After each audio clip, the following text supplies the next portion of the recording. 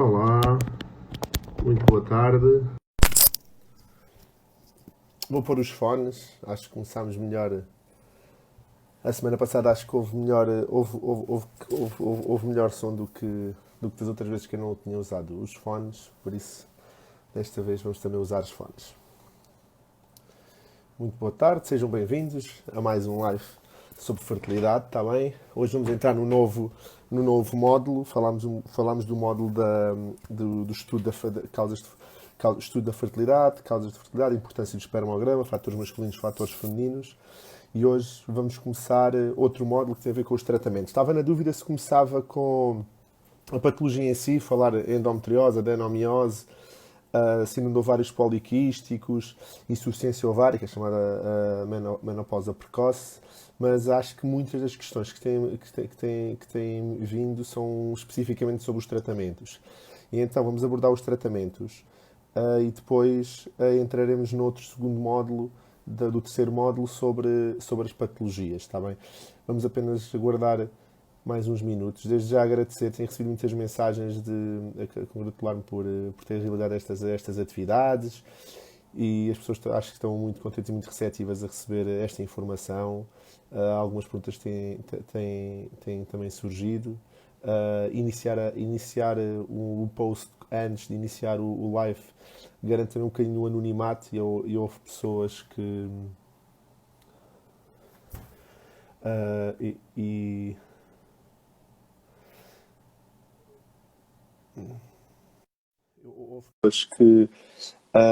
houve pessoas que agradecem isso, a questão do anonimato.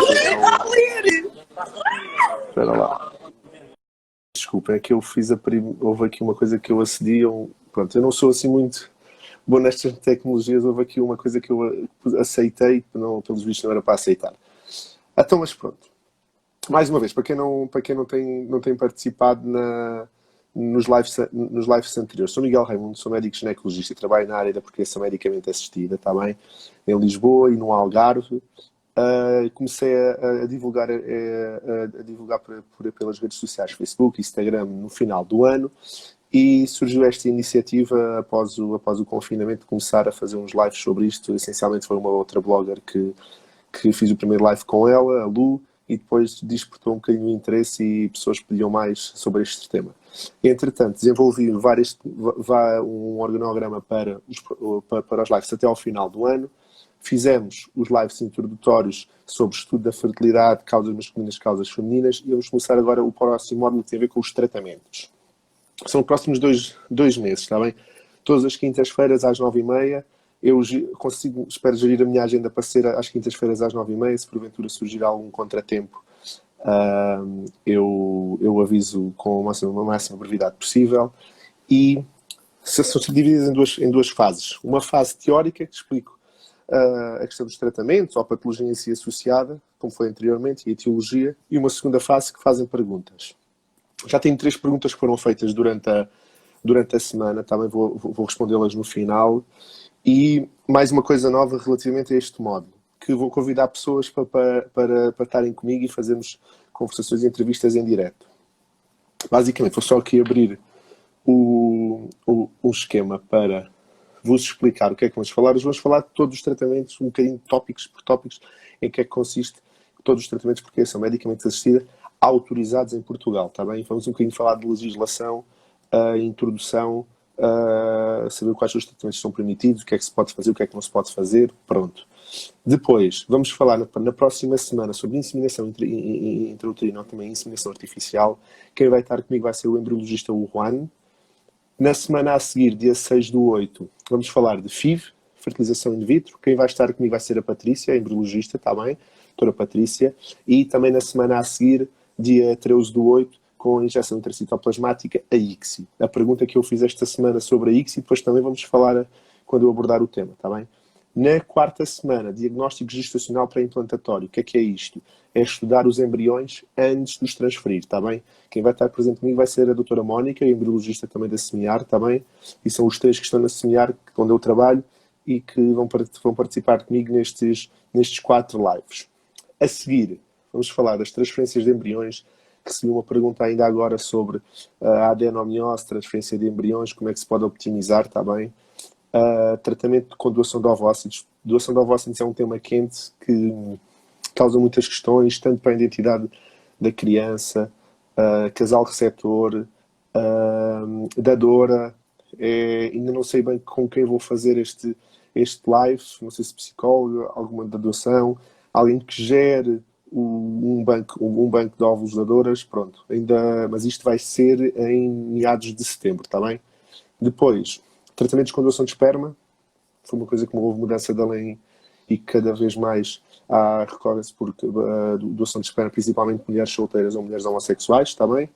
O método ROPA, que é um método utilizado em casais de mulheres homossexuais, e por último a preservação da fertilidade, está bem? Tanto causas oncológicas como causas social freezing. Então, vamos lá começar primeiro pelos tratamentos em si. Os tratamentos são divididos em duas fases, os de primeira linha e os de segunda linha. Os tratamentos de primeira linha são aqueles tratamentos mais básicos que têm a ver com os coitos programados e a inseminação intrauterina. Podem ser ou não monitorizados, ou seja, ou estimulados. Podemos fazer estes ciclos de tratamento apenas em ciclo natural, em mulheres com ciclos regulares, como por vezes precisamos de alguma estimulação. Os dois medicamentos utilizados para os tratamentos de primeira linha são os medicamentos orais, têm a ver com o Dufin, é um dos mais comuns, está bem? Utilizado para estimular principalmente mulheres com síndrome de ovários poliquísticos e é de administração oral. Outro dos medicamentos utilizados, também muitas vezes, tem a ver com as FSHs recombinantes, as gonadotrofinas, está bem? Em que se administra em baixas doses. Numa coito programado e na inseminação, o que nós queremos é que haja recrutamento de no máximo 2 folículos, porque se houver mais de 2 folículos, existe o risco de haver uma gravidez trigemelar, quadrigemelar, e aí tem que se cancelar o ciclo, está bem? Por isso, quando prolongamos em ciclos de inseminação intrauterina, inseminação artificial, pensar sempre em apenas recrutar 1 ou 2 folículos. Se nós conseguíssemos haver um recrutamento com Dufin, ótimo. Se for necessário haver um recrutamento com gonadotrofinas, aí temos que ajustar a dose. A dose de gonadotrofinas, muitas vezes utilizada, é entre 75 unidades, entre 50 unidades internacionais e 100 unidades internacionais. Muito raramente administra-se mais que 100 unidades internacionais para um caso de uma inseminação, está bem? E o que é que são estas gonadotrofinas? As gonadotrofinas são muito utilizadas e são utilizadas fundamentalmente nos ciclos de fertilização in vitro. Tanto ICSI, com diagnóstico estacional pré-implantatório ou não, pronto. Em que consiste numa estimulação mais ou menos entre 10 a 12 dias de estimulação. E durante esse período de tempo é necessário haver uma monitorização, tanto ecográfica como analítica. Nas inseminações, quando nós temos 1 ou 2 folículos superiores a 7 milímetros, está bem? E um endométrio bom, superior a 7,5, podemos planear a inseminação. E geralmente o que se dá é uma injeção, que é o Ovitrel, que é a beta-HCG, que induz o trigger para causar a ovulação. E no dia a seguir, passar 35 horas, ocorre a ovulação e no dia a seguir fazemos a inseminação e colocamos os espermatozoides dentro das trompas, está bem? Para a semana vamos falar especificamente da inseminação artificial, depois como é que é preparado os espermatozoides, qual é a concentração de espermatozoides ótima para nós termos uma taxa de sucesso boa na inseminação, está bem? E vamos falar especificamente depois nisso na inseminação. Após a inseminação, geralmente dá-se ou não uma suplementação da fase lútea. E o que é isto, a suplementação da fase lútea? Tem a ver com a progesterona. Muitas vezes dá-se progesterona vaginal, está bem? E essa progesterona vaginal suplementa a fase lútea e é utilizado até ao teste de gravidez positivo, até às 8 ou às 12 semanas, está bem? Pronto. Isto, resumidamente, tem a ver com a inseminação. Taxas de sucesso que muitas vezes me perguntam da inseminação versus fertilização in vitro. Claramente, a taxa de sucesso depende de vários fatores. Idade da mulher, se existe algum fator masculino ou não, se houver um fator masculino grave, vai nos impossibilitar a inseminação, a reserva ovárica e tratamentos prévios, está bem? Outra das coisas importantes, tanto na FIV como na inseminação, tem a ver com o índice de massa corporal. Mulheres obesas têm piores resultados do que em mulheres mais magras, está bem? O índice de massa corporal é muito importante nós termos isso em atenção, que isto prejudica os resultados. E a taxa de sucesso varia com a idade. Se nós tivermos um casal com 18 anos saudável, a probabilidade de engravidar por ciclo é 18%. Nós, com inseminação em casais com menos de 35 anos, conseguimos quase a mesma taxa de sucesso, 15 a 18%. A partir daí, há uma redução significativa e aos 40 anos, por exemplo, com inseminações, a taxa de sucesso é muito baixa, está bem? São mais ou menos 5%. Agora, partindo para a fertilização in vitro. A fertilização in vitro tradicional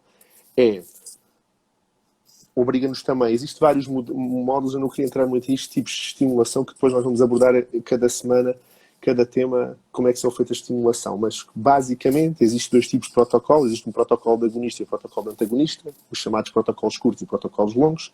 Atualmente, usa-se mais os protocolos curtos e consiste em 12 dias de estimulação, acrescentamos uma injeção que é para impedir a ovulação e queremos o maior número de folículos superior a 17 milímetros. Quando tivermos o maior número de folículos superior a 17 milímetros, induzimos o trigger, que é a ovulação, à mesma com o ovitrel, está bem? E depois de induzir a ovulação, passadas 35 horas, planeia-se a punção. E o que é isto da punção? Eu vou tentar fazer um vídeo de como é que é feita a punção. A punção consiste com uma sonda vaginal acoplada a uma agulha e nós vemos os folículos e furamos os folículos e dentro do folículo está lá o óvulo. Ao aspirarmos o óvulo, vai para um tubinho, entregamos no laboratório e no laboratório fazem a técnica em si, ao FIV, ao ICSI, criamos os embriões, fazemos diagnóstico estacional pré-implantatório. Essa parte é feita toda depois no laboratório e depois especificamos tanto com a Patrícia, com o Juan, com a Mónica, o que é que se pode fazer no laboratório. Depois da punção, se nós quisermos fazer a transferência e pudermos fazer a transferência no mesmo ciclo, iniciar a progesterona, passado 5, no dia a seguir da punção sabemos quantos óvulos foram fecundados, deixamos os embriões crescerem até dia 5, pode-se fazer transferência em dia 3, ou geralmente faço transferências em dia 5 em blastocisto, que há provas em blastocisto que é um embrião de melhor qualidade, então fazemos quase sempre a transferência em blastocisto e fazemos a transferência do embrião. Os restantes são congelados. Fazemos a transferência do embrião, passado 12 dias, teste de gravidez positivo, passado 15 ecografia para ver o embrião e o saquinho gestacional dentro do útero. Isso resume basicamente qualquer ciclo de fertilização in vitro. A ICSI, o que é?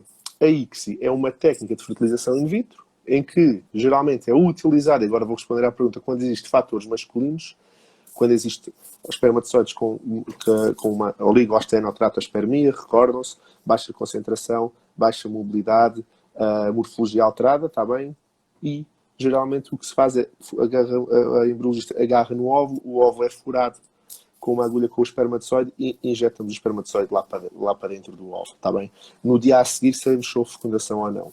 A ICSI não foi criada e foi desenvolvida no centro em Bruxelas, onde eu tive o ZET de produção em 2017, no Instituto de Ciências de Saúde, foi onde foi desenvolvido esta técnica.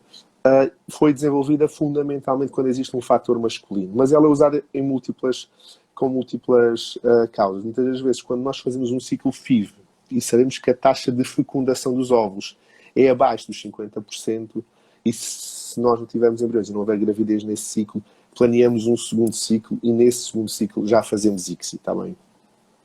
Há um artigo que eu estou a escrever sobre a ICSI e FIV em Portugal e todos os países da Europa têm estado mais a tendência a fazer-se quase sempre ICSI, sem grande evidência, está bem? Que traga melhores resultados. Há países como, por exemplo, a Itália, que 80% a 90% dos ciclos são ICSI e não é por aí que eles têm melhores resultados do que os outros que fazem FIV tradicional, está bem? Mas a ICSI foi desenvolvida para fatores masculinos, quando há problema nos espermatozoides, mas pode ser usada também por outras indicações, entre os quais uma baixa taxa de fecundação. ICSI já falámos, depois mantemos aí um protocolo, fecundação, inicia a progesterona, após a progesterona, transferência do embrião em D5, em D5 o embrião, teste de gravidez passado 12 dias e ecografia passado 15. O diagnóstico gestacional pré-implantatório é utilizado com várias indicações, está bem? Em Portugal, o diagnóstico gestacional pré-implantatório podemos apenas fazer um screening das trissomias 13, 18, 21, ok?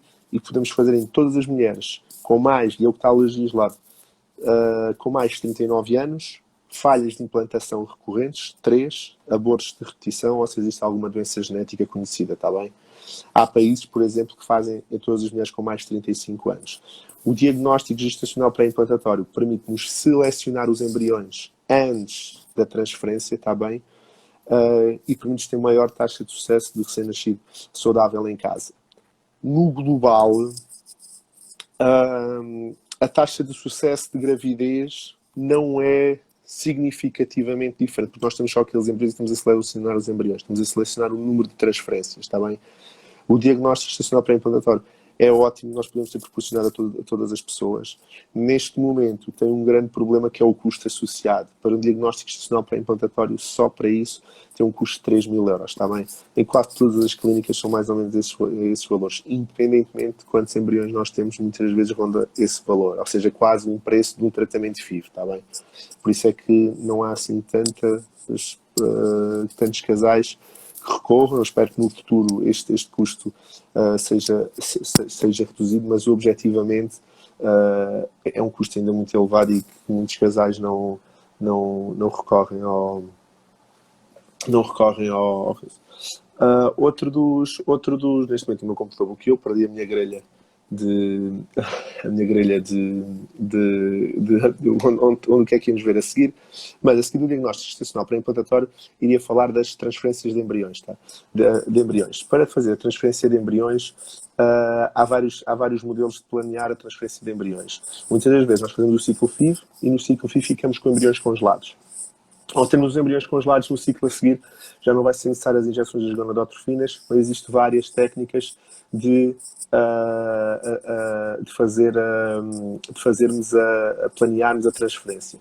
Pode ser em ciclo natural, em mulheres com ciclos regulares, pode ser em ciclo substitutivo, está bem, em mulheres que têm ciclos irregulares e assim fazemos com estrogênio, ou então é necessário por vezes. É raro em fazer alguma estimulação para nós conseguirmos ter um endométrio superior a 7,5, está bem? Nos ciclos de transferência, obriga-nos também a fazer uma monitorização ecográfica e analítica, está bem? A questão agora de tratamentos com doação de óvulos. Existem várias indicações para recorrer à doação de óvulos, está bem? A doação de óvulos, neste momento, e agora uma parte que toda a parte da legislação associada à proteção medicamente assistida podem ter acesso no Conselho Nacional de Proteção Medicamente Assistida. Existe lá um espaço que é do cidadão e podem recorrer e ver toda a legislação que há sobre isso. A doação de ovócitos há casos de mulheres com insuficiência ovárica precoce, menopausa precoce, está bem?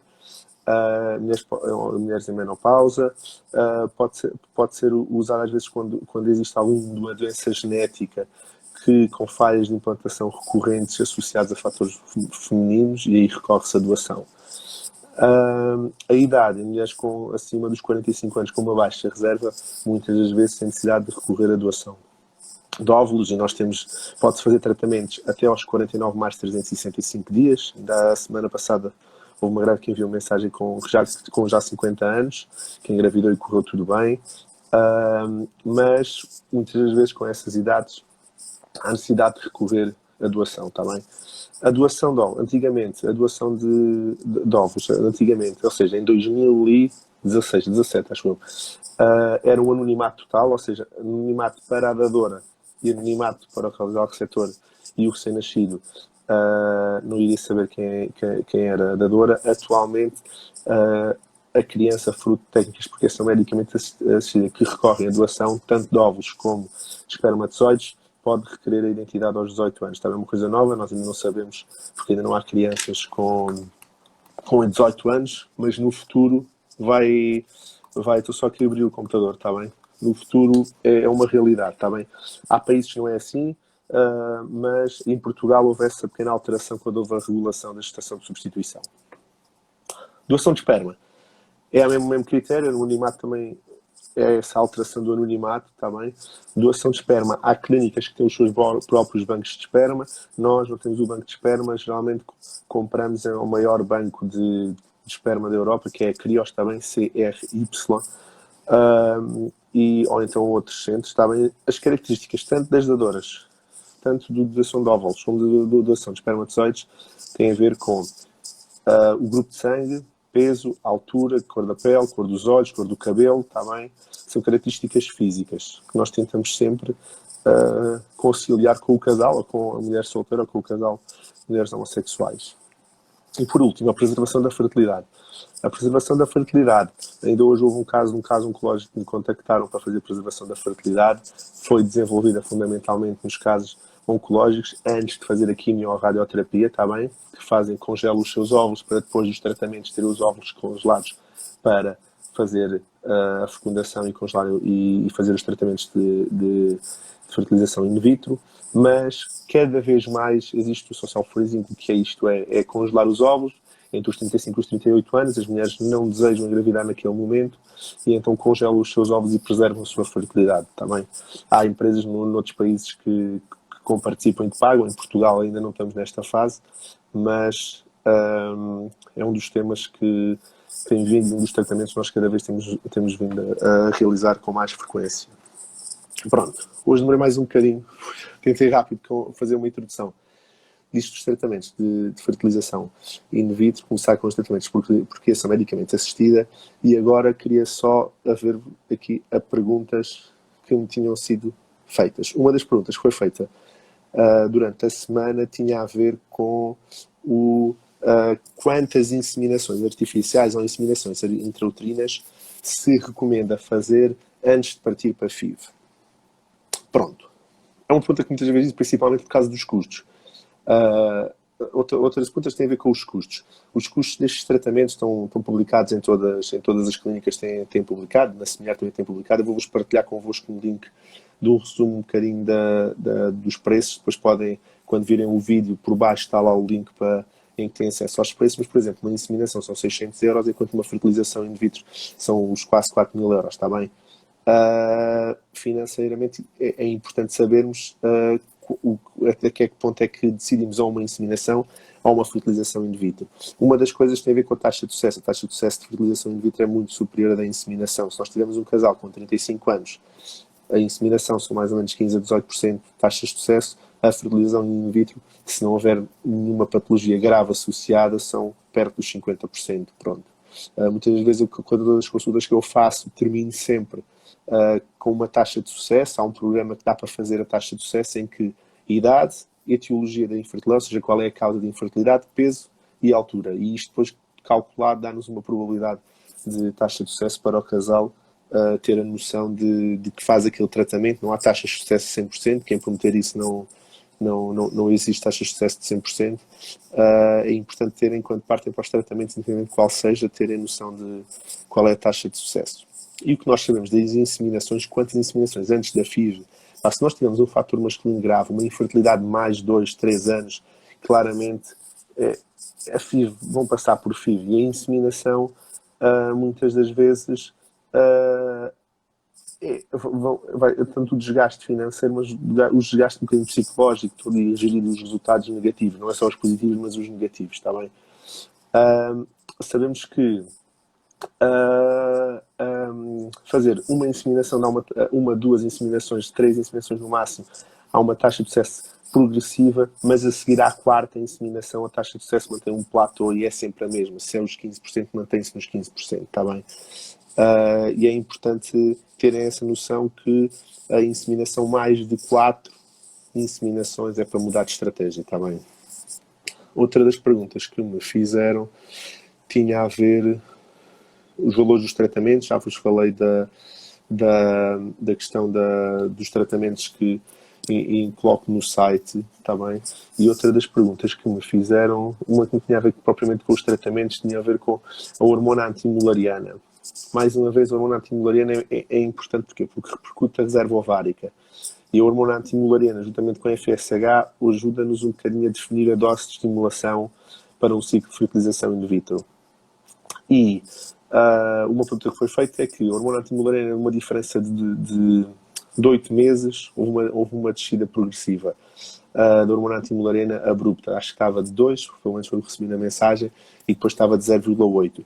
Há uma das coisas da hormona antimulariana que existem 2 unidades, está bem, de hormonas antimularianas, e convém ver se as unidades e o laboratório é o mesmo e a técnica de cálculo da hormona antimulariana é a mesma, está bem? Mas a hormona antimulariana vai diminuindo ao longo da vida, ajuda-nos a decidir a dose de gonadotrofinas para fazer, está bem? Muitas das vezes há hormonas antimularianas de que nós conseguimos 5, 6, 7, 8 óvulos, há outras de que nós conseguimos 2, 3 óvulos, está bem? Nós não sabemos, às vezes, um bocadinho a resposta ajuda-nos, mas até certo ponto pode-nos, não conseguimos saber 100% como é que é a resposta à estimulação. Outra da pergunta que tenho é o tratamento através de dadoras e a chance de engravidar. Quando se recorre à doação de óvulos, em média, se não houver uma patologia grave, ou seja, uma cavidade endometrial com múltiplos miomas, múltiplas cirurgias, uma adenomiose muito exuberante, nós com recorrência à doação conseguimos taxas de sucesso de 50%, perto de 50%, está bem? A doação de óvulos é um tratamento ainda mais caro do que FIV, porque obriga quem vai fazer a estimulação vai ser uma dadora, os medicamentos da dadora têm um custo, há uma compensação financeira para a dadora, está bem? E há o congelamento dos embriões, o congelamento dos espermatozoides, pronto, tudo isso tem um custo acrescido que fica perto dos 5 mil euros, 7 mil euros. Pronto, depois no site podem ver os valores. E agora, estas perguntas que eu já tinha era isto. Como isto bloqueou o computador, fiquei aqui um bocadinho perdido nas perguntas que me tinham feito mais. Há outra pergunta que é a questão da resposta do SNS. Atualmente já vem tendo assim, muitas perguntas relativamente com o SNS. O SNS, o ideal é haver uma referenciação ou interna ou externa, tá bem? Não, para os tratamentos. Sabemos que se ficarem um ano na lista de espera do SNS, têm o direito a fazer os tratamentos em unidades convencionadas, tá bem? Por isso, se estiverem num centro de público e tiverem um ano à espera, podem requerer um ano à espera para o tratamento, está bem? Inseridos na base de dados do tratamento, podem requerer fazer em unidades convencionadas, está legislado isso, está bem? Mas a resposta do SNS, relativamente a muitas perguntas que têm feito é sobre a idade. Vão agora tentar mudar a idade até aos 45 anos, vamos ver se conseguem, está bem? Que há até aos 40 anos, em Portugal, nas clínicas privadas e o Conselho Nacional de Proteção Medicamente Assistida permite os tratamentos até aos 49 mais 365 dias. Vamos ver o que é que vai acontecer nos próximos meses. E pronto. Basicamente eram essas as perguntas que eu tinha. Não sei se nós vou aqui ver se nós temos feito aqui algumas perguntas durante a... Obrigado pelas mensagens, tenho recebido muitas mensagens. Com 42 anos, pronto, há aquilo especificamente com 42 anos, está bem? A idade é importante. Há mulheres com 42 anos que têm uma boa reserva ovárica, que conseguem ter uma boa qualidade, um número significativo de óvulos, mas depois ficamos com poucos embriões. E com 42 anos podemos fazer o diagnóstico gestacional pré-implantatório e saber se os embriões têm alguma malformação cromossómica e depois aí decidir o que fazemos. Mas a taxa com 42 anos de fertilização in vitro tem a ver depois com a etiologia, com tudo isso, mas basicamente deve rondar nos 10, 15%, está bem? E pronto, bem, já estamos a chegar no final, não quero muito alastrar mais do que meia hora, está bem? Das sessões. Eu espero que a próxima, como vai ser com um convidado, provavelmente vamos nos estender um bocadinho, está bem, a primeira vez. Por isso, o que é que eu vos queria dizer para concluir? Desde já, obrigado por estarem presentes, está bem? Alguma dúvida que surjam, enviem mensagem, estão à vontade. Às vezes não consigo responder no próprio dia, mas tento sempre, pelo menos durante a semana, responder. Não se esqueçam de entrar nos novos módulos. Próximos 4 semanas vão ser inseminação intrauterina, e quem vai estar presente é o Juan, o nosso embriologista. A seguir, fertilização in vitro com a Patrícia. A seguir, ICSI com a Patrícia. Está bem? Inseminação intracitoplasmática. E vamos terminar com diagnóstico gestacional pré-implantatório em agosto, com a Mónica. E a seguir, falamos dos restantes tratamentos durante o mês de setembro. Está bem? Espero que tenham gostado. Alguma dúvida, já sabem, disponham e vivam a vida com fertilidade. Obrigado.